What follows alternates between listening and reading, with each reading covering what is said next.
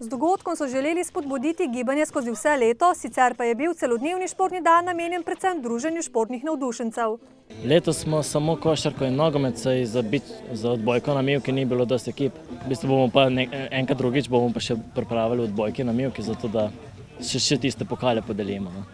Smo kar zadovoljni. Dosti ekip prijavljenih bilo v košarki pa nogometu.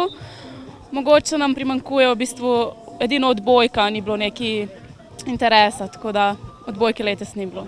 V nogometu se je pomerilo 10 ekip z Dolenjske in Bele krajine, v košarki pa 8 ekip predvsem domačinov. Tokrat so se sicer po igrišču podili le predstavniki moškega spola.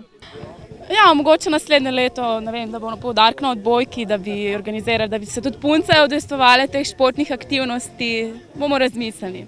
Društvo sicer deluje na več področjih. Širimo se tudi čedalje bolj na kulturno področje, tudi na turistično področje.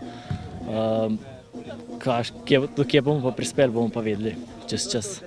Dogodek Mirno v gibanju je sicer njihova največja športna prireditev, na kateri so bili letos v brcanju žoge najboljši GM Tonči, v metanju na koš pa Fotri.